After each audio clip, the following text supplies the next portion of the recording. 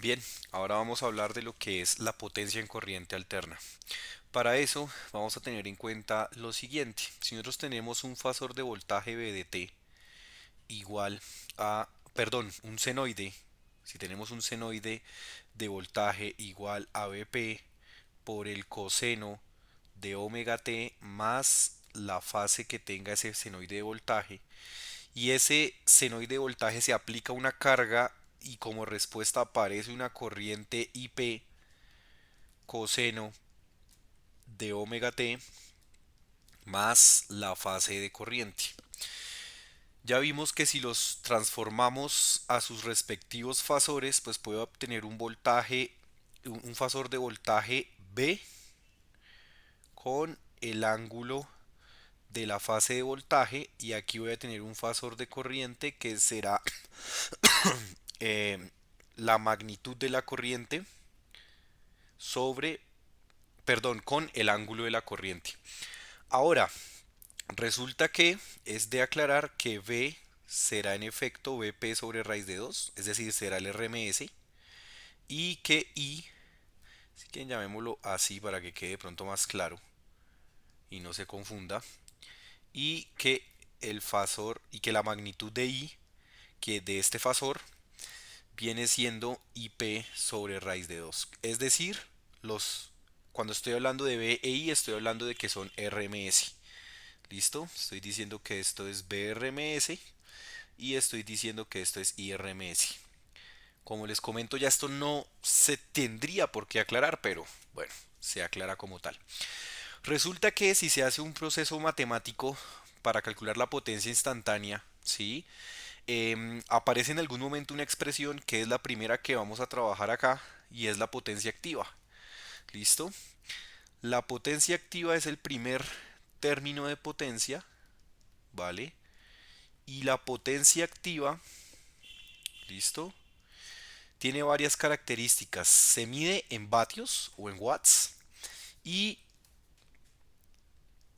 va a tener las siguientes particularidades. Primero, es la única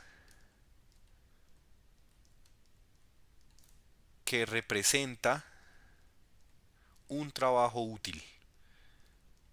¿Listo? Es decir, la potencia activa es aquella que a la larga se convierte en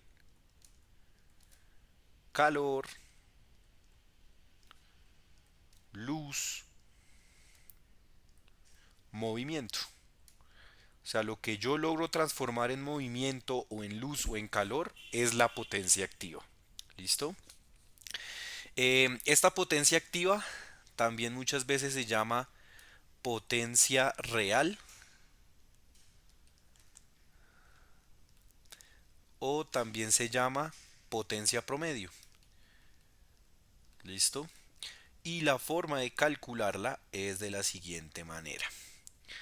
Entonces, vamos a tener que la potencia activa P va a ser igual a la magnitud del voltaje por la magnitud de la corriente por el coseno del ángulo de voltaje menos el ángulo de la corriente. Como nos podemos dar cuenta, en esta expresión de potencia activa no depende del tiempo, ¿vale? ¿Qué necesito saber para calcular la potencia activa? Los fasores de voltaje y corriente, porque con los fasores de voltaje y corriente que tengo, la magnitud del voltaje, la magnitud de la corriente, el ángulo del voltaje o la fase del voltaje y la fase de la corriente. ¿Listo?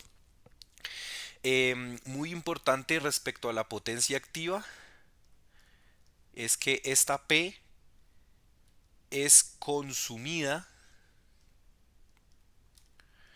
únicamente, únicamente por resistencias. ¿Listo? Las resistencias es lo único que puede consumir potencia activa. ¿Vale? Aquí, como esta consideración, P entonces también se puede calcular como voltaje al cuadrado sobre resistencia, o también se puede calcular como la magnitud de la corriente al cuadrado por la resistencia. De las tres maneras se puede calcular. Si yo quiero saber la potencia activa de una carga compuesta por inductores y resistores y capacitores, por ejemplo, tendré que saber cuánto es el desfase entre voltaje y corriente que hay en esa carga, en esa impedancia y calcular la potencia activa. Pero esa potencia activa va a ser consumida únicamente por la resistencia. Por lo tanto, si llegase a conocer el valor de la resistencia, pues también podría calcular la potencia activa con estas dos ecuaciones. ¿Listo? Ahora, em, acá sobre R. Bien, ya con eso se puede entender que la potencia activa de un inductor es 0 vatios y que la potencia activa de un capacitor es 0 vatios. ¿Y esto por qué? Porque en ambos casos, ángulo de voltaje menos ángulo de corriente vale 90 grados. O en este caso, ángulo de voltaje menos ángulo de corriente. Aquí esto vale 90 grados. Y aquí esto vale menos 90. ¿Qué ocurre? Que para estas dos situaciones, el coseno de más menos 90 grados es 0, haciendo toda la expresión 0. Por lo tanto, potencia es igual a magnitud de voltaje por magnitud de corriente por el coseno de ángulo de voltaje menos ángulo de corriente. Si esto es 0, pues toda la expresión de potencia tiene que ser 0 para inductores y capacitores. ¿Listo? Entonces es un parámetro bien importante respecto a la potencia activa. Del término de potencia activa, ¿vale? Surge algo que se llama potencia aparente, que sería este término de aquí. Este término de acá se va a llamar potencia aparente. Entonces, el segundo término de potencia se llama potencia aparente. Su unidad de medida es los voltiamperios. ¿Vale? Y una forma de entenderla, ¿vale? Es como la capacidad de potencia que hay.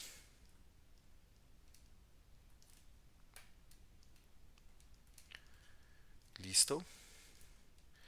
¿Y qué es lo que se busca? ¿Vale? Que toda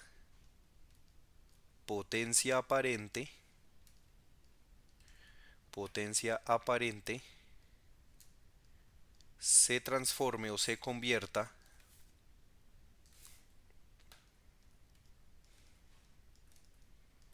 en potencia activa o P. ¿Listo? Es lo que se busca. Ahora, esa potencia aparente, ¿a qué va a ser igual? Es parte de la potencia activa. ¿Listo? Entonces, esa potencia aparente va a ser igual a S, que es potencia aparente, va a ser igual a la magnitud del voltaje por la magnitud de la corriente, que como sabemos son parámetros RMS. Mucho cuidado porque si los parámetros no son RMS, toca agregar un medio a todas estas expresiones de potencia. Por eso es que también suele trabajarse en RMS, porque facilita o simplifica las expresiones matemáticas. ¿Listo? En ese orden de ideas, la potencia activa que dijimos era B por I por el coseno del ángulo, ¿sí? Donde este ángulo que es ángulo de voltaje menos ángulo de corriente, ¿vale? Resulta que esto va a ser entonces S por coseno del ángulo. ¿Listo? El otro término importante que surge aquí es este que está acá, ¿vale? Porque este coseno phi suele llamarse factor de potencia o FP. ¿Listo? Entonces el siguiente término importante de potencia es, tenemos potencia activa, potencia aparente, ahora tenemos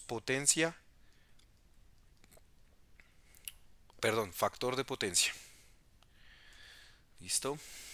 Factor de potencia. Entonces, cuando tenemos de factor de potencia, este es adimensional, ¿vale? Adimensional. ¿Listo? Aquí vamos a encontrar lo siguiente. Entonces, la fórmula o la expresión matemática para calcular potencia activa por definición es potencia activa igual a potencia aparente por el coseno phi. Pero arriba dijimos que ese coseno phi lo puede llamar factor de potencia. Por lo tanto, el factor de potencia se calcula como la potencia activa sobre la potencia aparente. Y esa es la definición formal de factor de potencia. ¿Listo? Como se supone que la potencia activa no puede ser esta potencia activa, ¿vale? No puede ser mayor que la potencia aparente, porque la potencia aparente es la capacidad, pues si se está teniendo el mejor aprovechamiento del sistema eléctrico, este factor de potencia debería ser unitario. Quiere decir que toda la potencia aparente se logra convertir en potencia activa. Por lo tanto, suele entenderse también como un criterio de aprovechamiento de la línea eléctrica. ¿Listo? Criterio de aprovechamiento y eficiencia de la red eléctrica o del sistema eléctrico.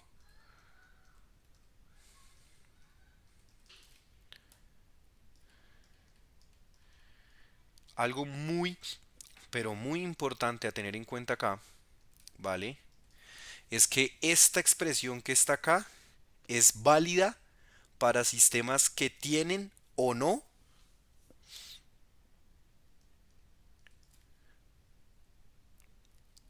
de contaminación armónica. ¿Listo? Contaminación armónica. Es válido. Si yo quiero calcular la potencia, el factor de potencia para un sistema eléctrico y hay contaminación armónica, puedo utilizar esta ecuación. Si no hay contaminación armónica, también la puedo utilizar. Sin embargo, se ha también establecido o definido muchas veces que el factor de potencia muchas veces el factor de potencia muchas veces se ha asociado al coseno phi.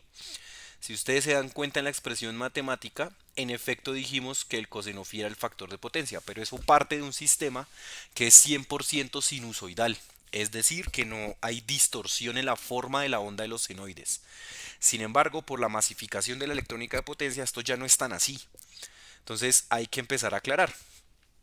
Esta expresión es válida para factor de potencia si no hay contaminación armónica. Si no hay contaminación armónica, se puede utilizar cualquiera de esas dos expresiones. Esta de factor de potencia igual a coseno phi y la que está arriba de factor de potencia P sobre S. Si no hay contaminación armónica, cualquiera de las dos opciones es válida para calcular el factor de potencia. Pero si llegase a haber contaminación armónica, solamente es válida esta primera ecuación. La de abajo no. La de abajo me va a dar un factor de potencia mal calculado si llegase a haber distorsión armónica o contaminación armónica. ¿Listo? Entonces es un parámetro muy importante porque cuando hay armónicos, ¿sí? Cuando hay armónicos, resulta,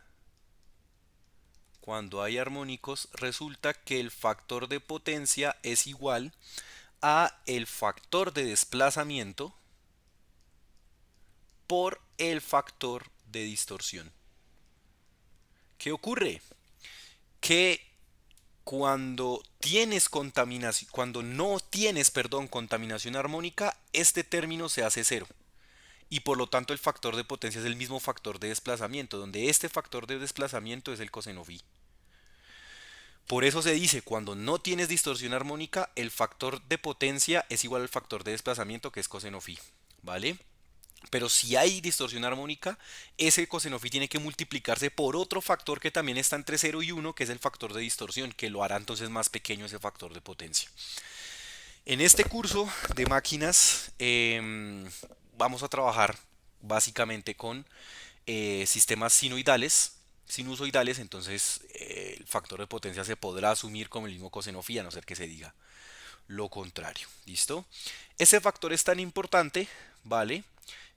por lo siguiente. Entonces, como tal cual como se observa antes, ¿sí? Tal cual como se observó antes, el factor de potencia definido como el coseno phi, ¿vale? Es coseno del ángulo de voltaje menos ángulo de la corriente. Si ustedes se dan cuenta, esto es el ángulo de la impedancia, ¿vale? Por lo tanto, yo podré decir que con una carga 100% inductiva o capacitiva, el factor de potencia será de cero. ¿Por qué? Porque esto será igual a coseno de más menos 90 grados, y el coseno de más menos 90 grados, que sería el ángulo de la impedancia si fuera 100% inductivo o capacitiva, nos da cero. ¿Listo? Ahora, si la impedancia fuese, ¿sí?, 100% resistiva, el factor de potencia será unitario.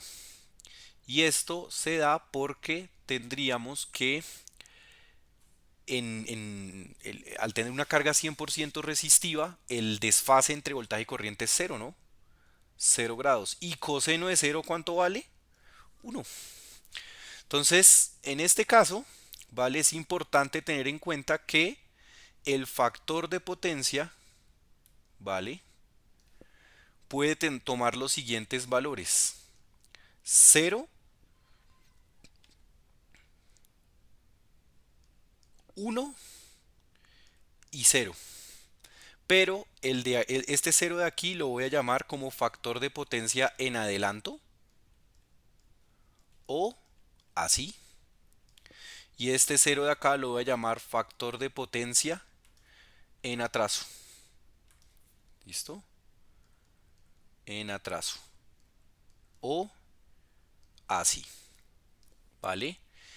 Y toda esta región hace parte de un factor de potencia. En adelanto, si está entre 1 y 0 y la carga es capacitiva, o entre 1 y 0 también, pero en atraso si la carga es de tipo inductiva. Entonces, ¿qué ocurre? Siempre hay que darle un apellido al factor de potencia, ¿vale? El factor de potencia siempre tiene que indicarse si está en atraso o en adelanto. ¿Listo? Siempre, ¿vale? Entonces, el factor de potencia en adelanto será para cargas capacitivas. ¿Listo? Z capacitivas. Y el factor de potencia en atraso será para cargas inductivas.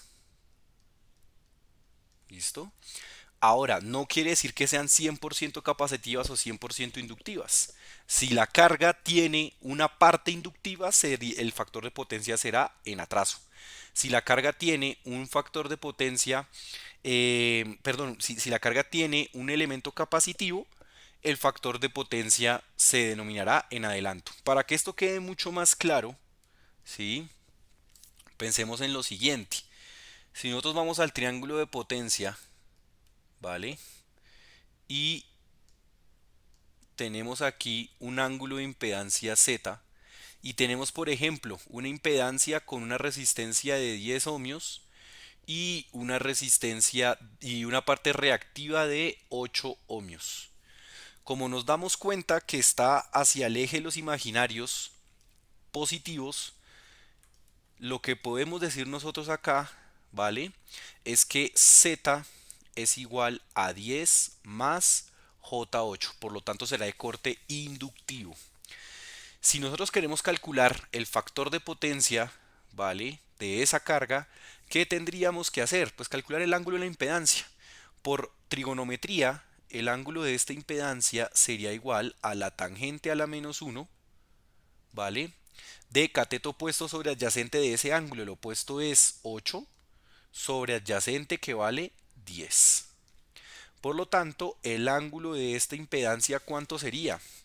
Hacemos el cálculo en MATLAB y tendríamos tangente a la menos 1 de 8 sobre 10. Sí, 0.67, pero recuerden que esto está en radianes, entonces convirtámoslo a grados, 180 sobre pi, nos da un ángulo de 38.66. 38.66 grados. Por lo tanto, el factor de potencia, asumiendo que no hay contaminación armónica en esta carga que se está analizando, el factor de potencia, ¿cuánto sería? El coseno de phi. Y este ángulo es el desfase entre voltaje y corriente, pero ese desfase es el mismo ángulo de la impedancia. Entonces sería este factor de potencia igual al coseno de 38.66 grados. Por lo tanto, este factor de potencia nos daría coseno de el ángulo anterior, que en radianes era 0.6747. Nos da un factor de potencia de 0.7809. ¿Listo?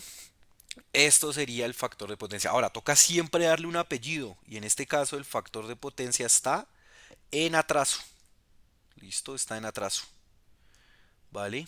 ¿Por qué en atraso? Porque la carga es inductiva, y recuerden que las cargas inductivas se denominaban también cargas en atraso. ¿Qué quiere decir eso? Que la corriente se está atrasando respecto al voltaje. Ahora, ¿esto qué muestra? ¿Que la carga es 100% inductiva? No. Miren que hay una resistencia de 10 ohmios y hay una inductancia cuya reactancia inductiva vale J8 ohmios. ¿Vale? No es puramente resistivo, no es puramente inductivo, perdón. Si fuese puramente inductivo, ¿sí? Entonces aquí no tiene, esto no es puramente resistivo porque esto no es cero. Entonces el factor de potencia no puede ser unitario. Ahora, tampoco puede ser cero porque no tengo solamente parte imaginaria, tengo las dos. Entonces, como tengo las dos, el factor de potencia me dio entre 0 y 1. En este caso, entre 0 nos dio 0.78 en atraso. ¿Listo? Em, ¿Por qué en atraso? Porque la carga es inductiva. Recuerden lo que les comentaba. ¿Listo? Ahora, si por ejemplo este ángulo nos hubiese dado negativo, ¿listo? Ya sabíamos que entonces sería un factor de potencia en adelanto. Ahora, que este ángulo fuese negativo, quiere decir que este triángulo nos queda mirando hacia abajo. ¿Listo? Entonces, otra forma de expresarlo, ¿sí? Es como factor de potencia igual a 0.7809 en atraso, con una flechita hacia abajo. Es otra forma de representarlo.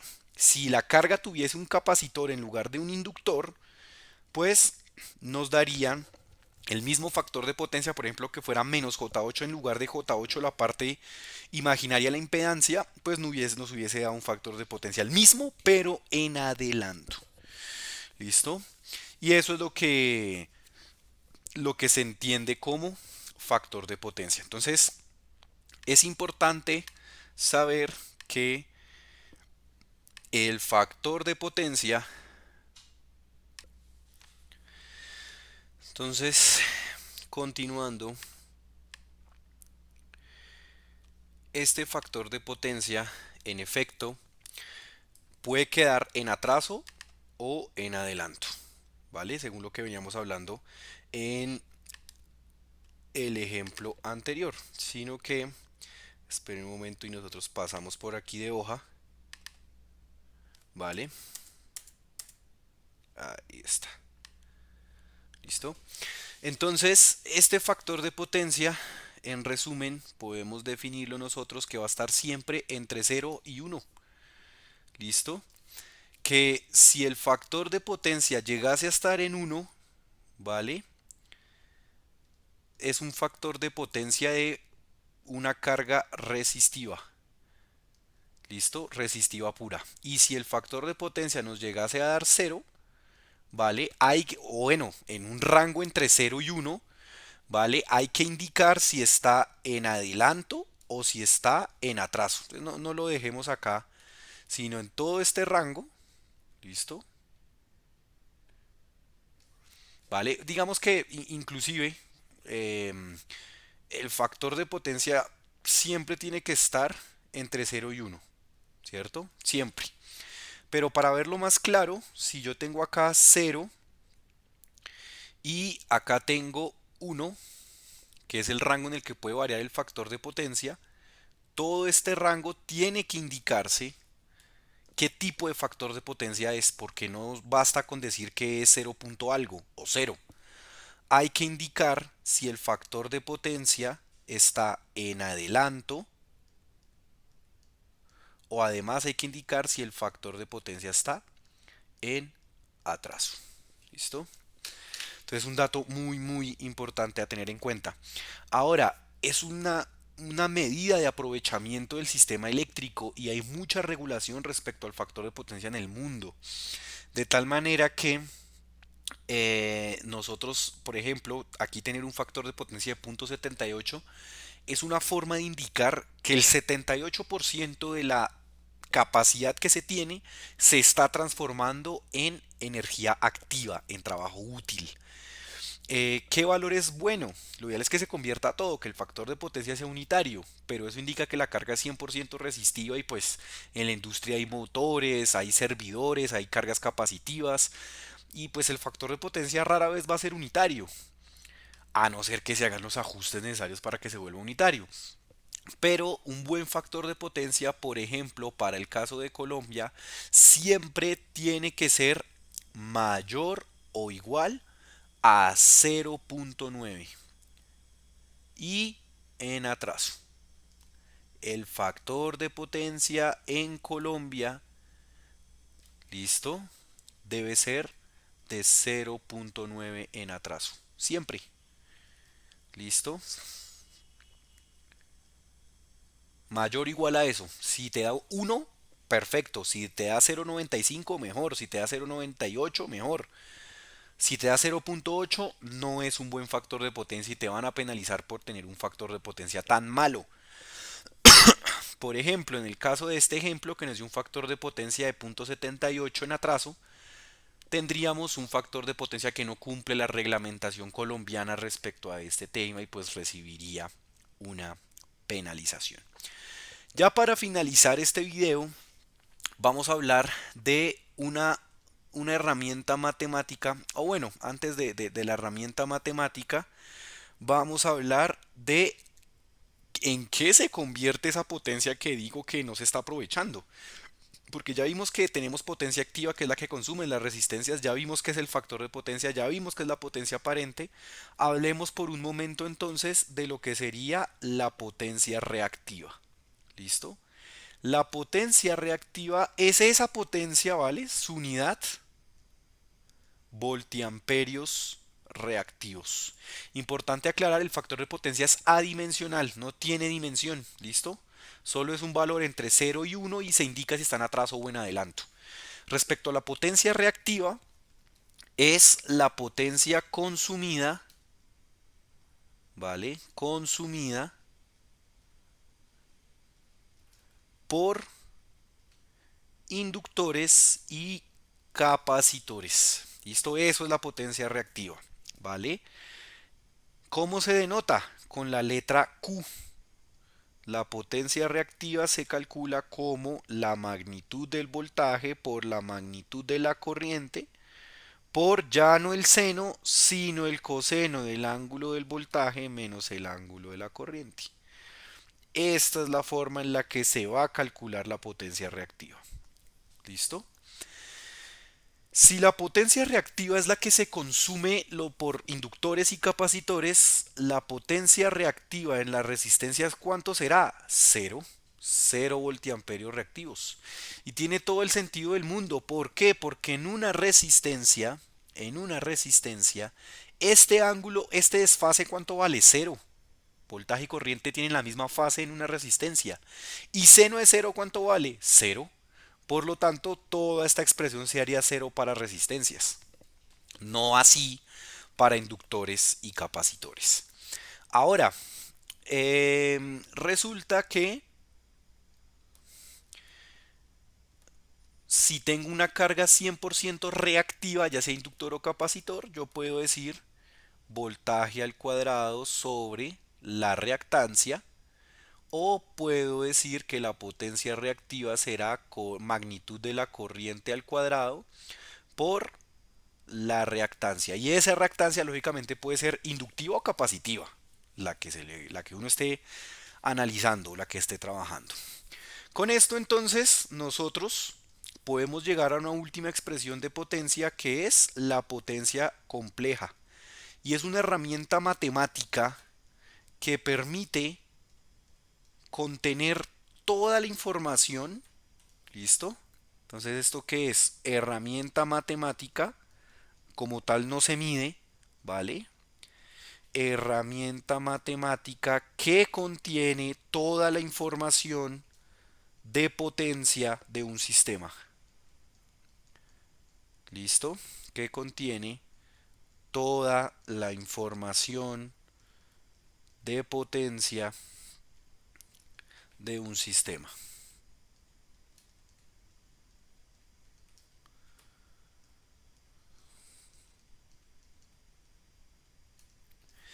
¿Esto qué quiere decir? Entonces, aquí vamos a tener nosotros que eh, la potencia compleja vamos a denotarla de esta manera para diferenciarla. Es un fasor, entonces vamos a denotarla con este gorrito aquí en la parte superior para diferenciarla a la potencia aparente, porque su unidad de medida es la misma, voltiamperios. ¿Listo? La misma unidad de potencia de la misma unidad de medida que la potencia aparente. ¿Y esto a qué va a ser igual?